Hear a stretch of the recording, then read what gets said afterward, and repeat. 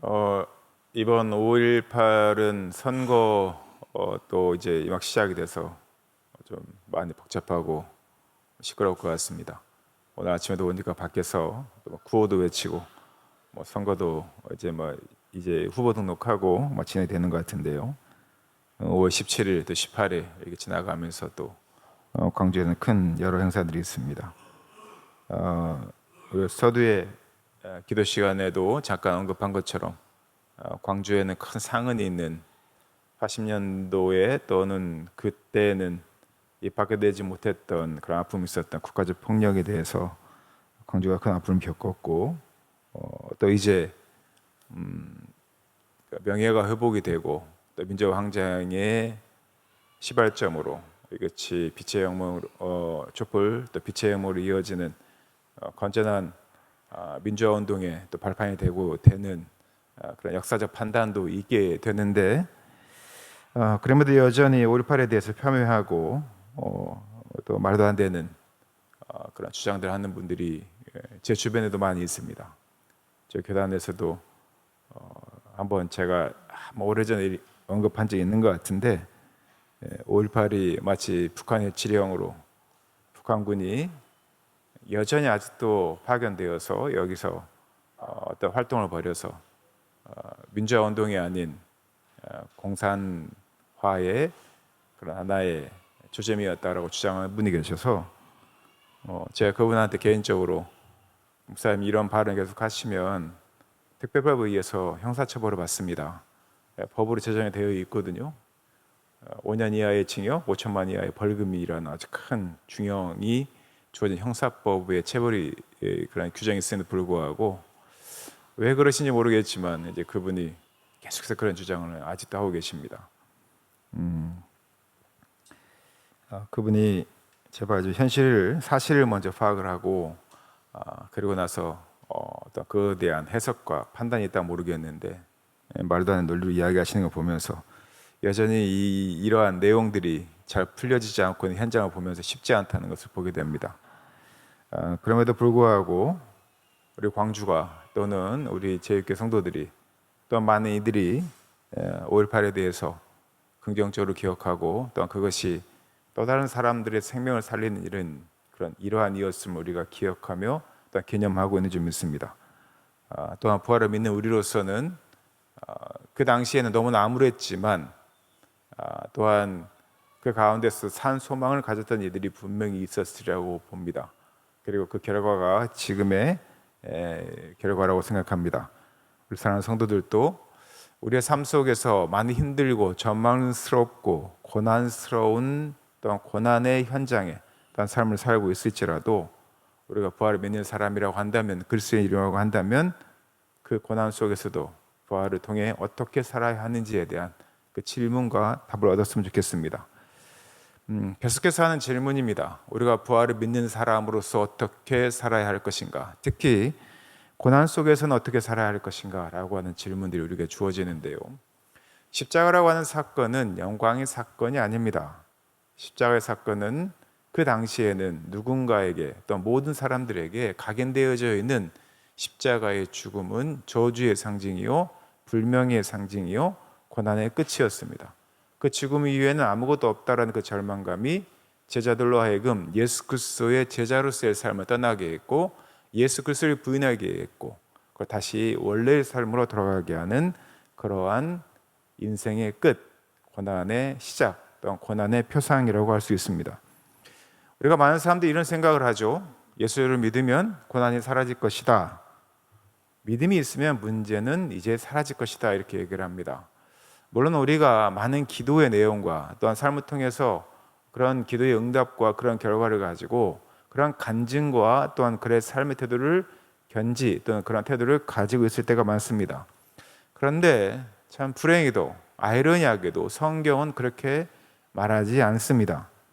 부활은요, 고난을 제거하지 않는다는 거예요. 십자가의 고난 이후에 부활이 우리에게는 뭔가 새로운 삶, 그리고 뭔가 완벽한 삶으로의 구현을 이야기하고 보장하는 것 같지만, 그러나 부활은 고난을 제거하지 않습니다. 대신에 고난의 의미를 바꾸죠. 그 단어의 뜻을 바꿉니다.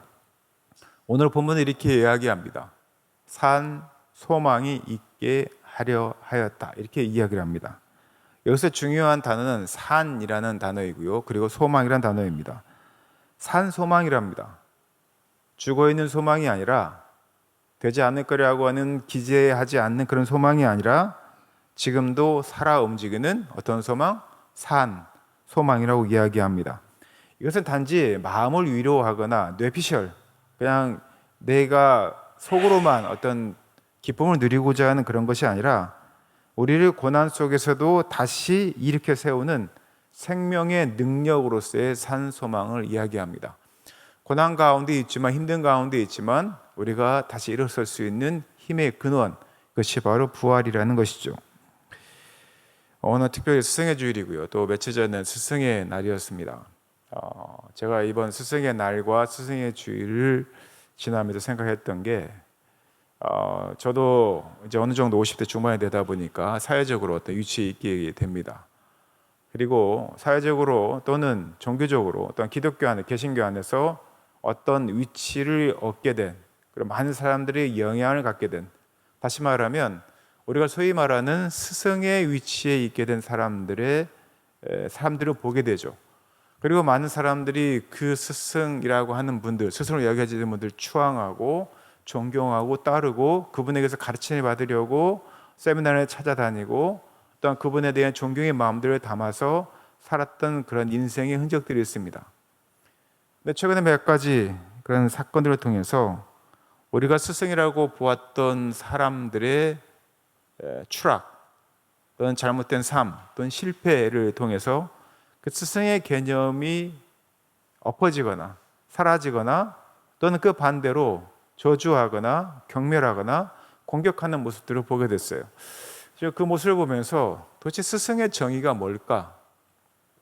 혹시 스승이라고 하는 내가 존경하는 스승이라고 하는 것이 내가 만들어 온 틀 안에 그 사람을 완벽한 하나의 이상형으로 갖추어 놓고 내가 그를 존경하고 추앙하고 따르는 것이 나에게 좋은 스승, 좋은 멘토가 있다라고 자랑할 거리가 아니었는가? 결국에는 자기의 만족, 자기의 이상에 걸려 넘어진 것은 아닐까라는 생각이 들었습니다. 물론 우리가 스승이 없다거나 스승이 아예 없다거나 스승의 존재를 부정하자는 이야기가 아닙니다. 그러나 이 스승의 정의를 어떻게 내리냐에 따라서 우리는 그 스승의 실수에도 어떤 스승의 실패에도 그 다음에 다음 스텝, 다음 단계가 정해진다는 거예요. 저는 스승의 정의를 이렇게 봅니다. 우리에게 길을 보여준 사람, 그 사람 자체가 아니라 그 사람의 말, 행동, 어쩌면 삶이 우리에게 길을 보여준 그러한 사람으로 기억합니다. 그래서 우리는 스승은 단지 지식을 가르치는 사람이 아니라 참된 스승은 오히려 고난 앞에서 어떻게 살아야 하는지를 보여주는 그러한 삶으로 보여주는 사람이라고 생각합니다. 그래서 우리가 스승이라고 말하는 사람들은 사람입니다. 분명히 실패하죠. 그냥 넘어갈 수 있는 작은 실수도 하지만 우리가 생각할 수도 없는 큰 실수를 하기도 합니다. 그러나 좋은 스승은 그러한 실패나 큰 낙심에도 그런 실패 앞에서도 어떠한 삶의 자세를 보여주는가 또한 그런 모습들을 어떻게 해결해 나가는가 하는 것이 바로 좋은 스승의 표본이 아닌가 생각합니다. 말보다는 삶으로, 설명보다는 태도로, 성공보다는 견딤으로 우리에게 길을 가르쳐준 이들이 우리에게 분명히 있죠. 아주 덕망이 높거나 지식이 높은 사람만이 아니라 어쩌면 우리 옆에 있는 작은 어린아이가 우리의 스승이 될 수 있는 이유가 바로 거기에 있습니다. 또 이 계절에 이 시즌에 우리가 5.18을 또 더듬어 보자면 5.18은 우리에게 매우 고통스러운 역사죠. 특히 광주에는 그렇습니다. 부침이 있었습니다. 그러나 저는 우리 사회가 또 잊지 말아야 할 커다란 스승이라고 생각합니다. 5.18 당시에 1980년 5.18 당시에 총칼 앞에서도 존엄을 포기하지 않았던 사람들, 두려움 속에서도 서로를 돌아보았던 광주 시민들, 절망의 한복판에서도 진실과 정의를 붙들며 그들의 목숨이 위태함에도 불구하고 살아왔던 그 삶들, 그 삶들을 우리는 보며 그들에게 존경을 표하고 또한 우리의 삶을 바뀌어준 첫 출발이었음을 우리는 경험하고 있습니다. 그래서 우리가 고난 앞에서 우리가 어떤 소망을 붙들고 살아가야 하는지 우리는 다시 한번 되짚어보는 겁니다.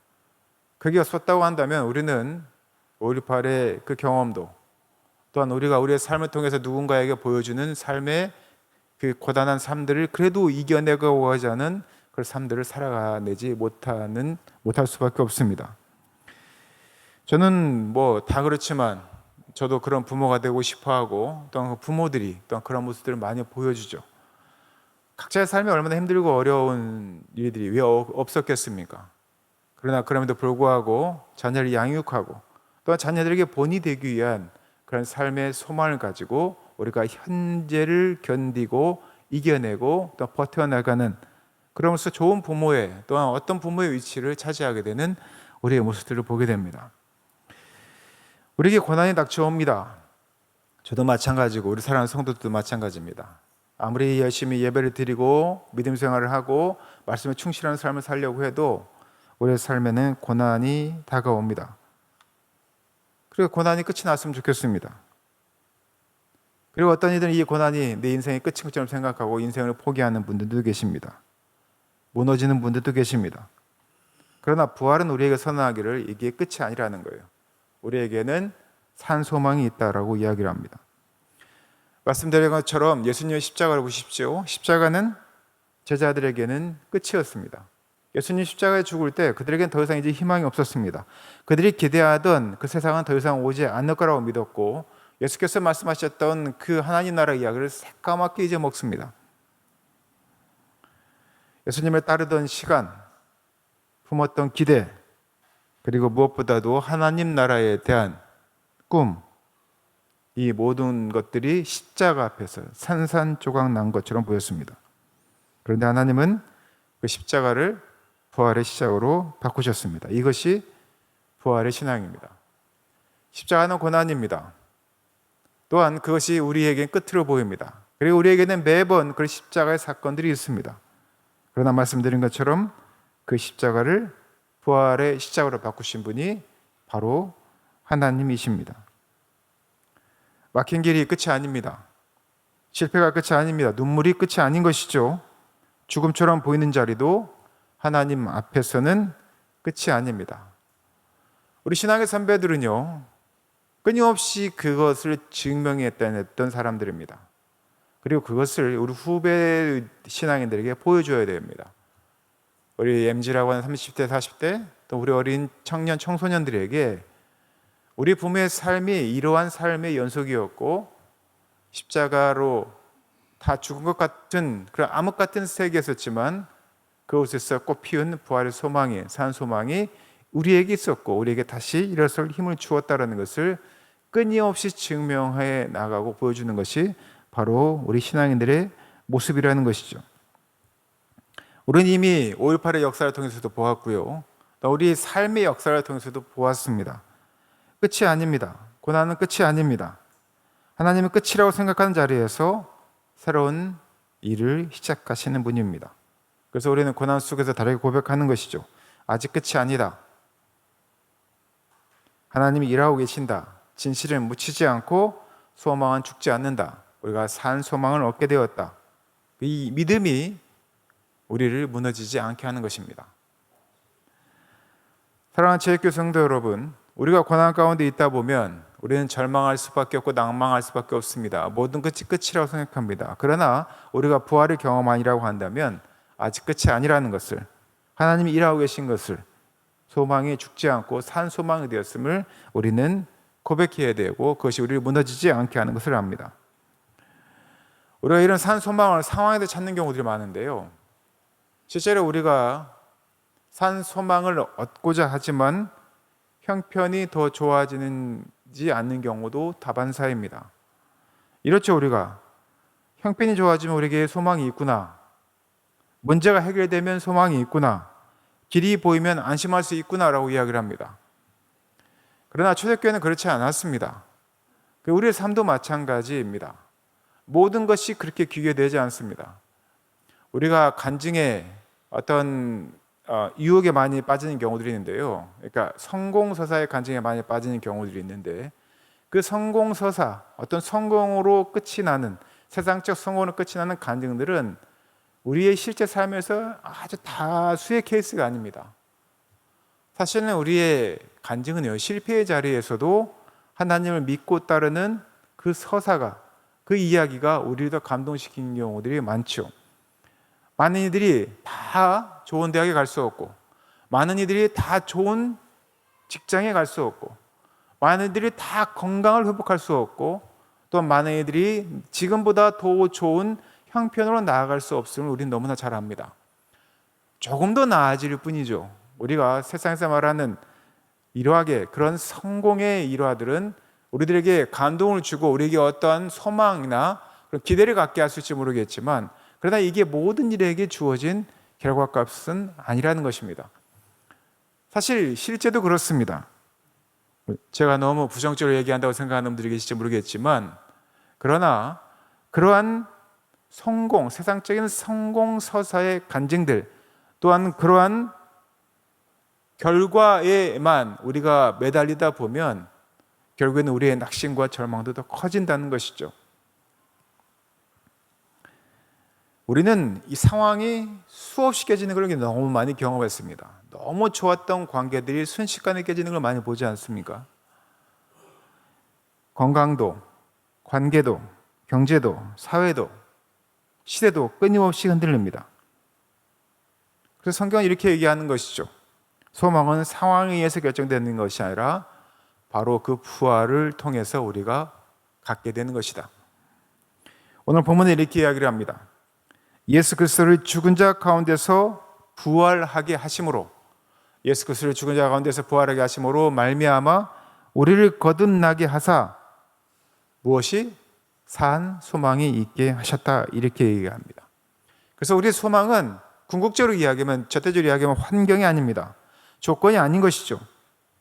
성경은 예수님의 부활의 그 사건이 우리로 하여금 소망을 얻게 하였다, 이렇게 이야기를 합니다. 그래서 놀라운 일이 일어나는 겁니다. 상황이 그대로인데도 소망이 생깁니다. 문제가 여전히 있는데도 무너지지 않습니다. 눈물이 있는데도 다시 일어납니다. 왜요? 왜 그렇습니까? 소망의 근거가 내 현실이 아니라 살아계신 주님이기 때문입니다. 참된 스승들도 우리에게 그러한 것들을 가르쳐 주죠. 훌륭한 스승은 늘 좋은 상황에서만 빛나는 사람이 아닙니다. 오히려 어려운 시대, 불리한 조건, 흔들리는 현실 속에서도 무엇을 붙들어야 하는지를 알려주는 사람, 그 사람이 바로 좋은 스승입니다. 우리의 부모 세대들이 그랬고요, 우리 신앙의 선배들이 그랬고, 역사의 아픔을 견뎌낸 이들이 그랬습니다. 그들은 우리에게 완벽한 환경을 물려준 것이 아닙니다.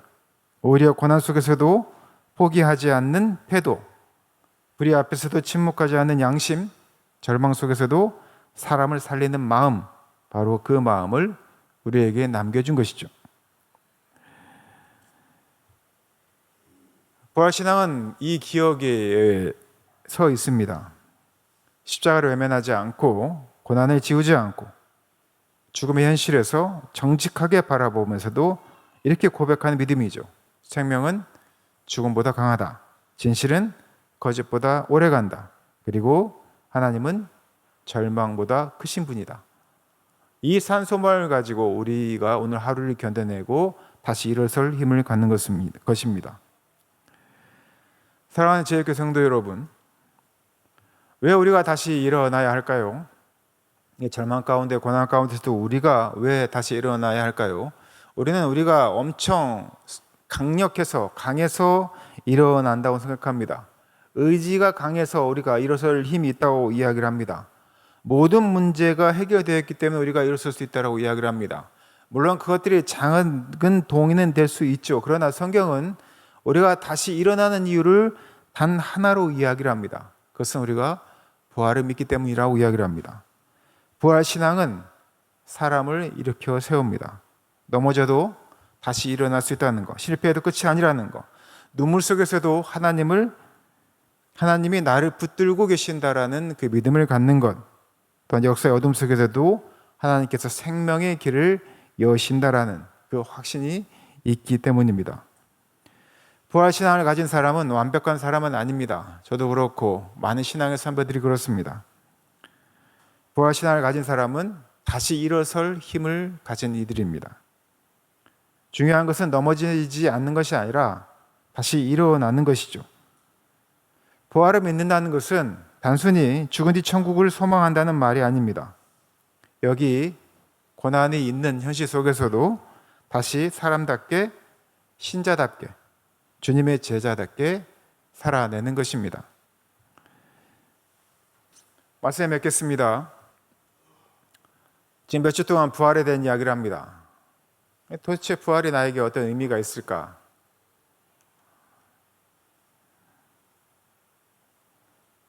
부활이 나에게 어떤 영향이 있으려면 지금 나의 삶의 형편이 좋아져야 하지. 우리가 생각하는 파라다이스, 하나님 나라가 내 삶 가운데 펼쳐져야지. 이것이 부활이 주는 궁극적인 삶의 목적이 아닐까 이렇게 생각하는 분들이 계십니다. 그런데 여전히 우리는 고난 가운데 살아가고 있습니다. 관계, 건강, 사회적 문제, 괜히 일상 가운데 우리가 수도 없이 매일 일상을 돌아보면 힘들고 어려운 고난의 문제들이 있습니다. 삶은 여전히 쉽지 않습니다. 아픔이 있고 문제가 있고 또한 교회에도 염려가 있습니다. 사회도 여전히 해결되지 않는 문제들이 산재해 있죠. 상처가 있습니다. 그러나 성경은 예수 그리스도의 십자가의 죽으심으로 부활하신 예수 그리스도 나에서 우리가 산 소망을 얻게 되었다고 이야기합니다. 그리고 이 소망은 사라지지 않는다고 이야기합니다. 무너지지 않습니다. 죽지 않습니다. 왜냐하면 예수 그리스도께서 살아계시기 때문입니다. 오늘 이 말씀을 붙드시기 바랍니다. 고난이 끝이 아닙니다. 상황이 전부도 아닙니다. 우리는 다시 일어설 수 있습니다. 우리에게 이런 삶의 길을 보여줄 스승이 있다면 그 스승을 통해서 또 우리 광주에 깊은 상흔이 있던 5.18의 그 상황들을 통해서 또한 우리 그리스도인들이 지금까지 신앙을 지켜가며 주님 앞에 믿음을 지켜가며 왔던 인간의 존엄과 진실을 지키는 이들의 가르침을 우리가 마음속에 새겨야 합니다. 무엇보다 십자가와 부활로 우리에게 산 소망을 주신 예수 그리스도, 그분을 바라보시기 바랍니다. 소망을 붙드십시오. 부활을 붙드십시오. 살아계신 주님을 붙드십시오. 그 소망이 여러분들을 다시 일으켜 세우실 것입니다. 여러분들이 죽을 것 같은 힘들고 어려운 그런 삶의 정황에 또한 그런 감정의 폭풍에 처하게 된다면, 절망과 낭망이 나를 흔든다고 한다면 우리를 죽기까지 사랑하신 예수 그리스도 또한 하나님과 동등됨을 취하지 아니하시고 인간의 몸을 입고 오셔서 우리와 함께 하시다가 우리의 죄를 위하여 대신 죽으신 그 예수 그리스도, 예수의 십자가의 고난과 그 부활의 소망을 가지고 산 소망으로 우리의 삶을 다시 일으키는 우리 사랑하는 제육회 성도 되시기를 예수님의 이름으로 축원하고 부탁드립니다. 함께 기도하겠습니다.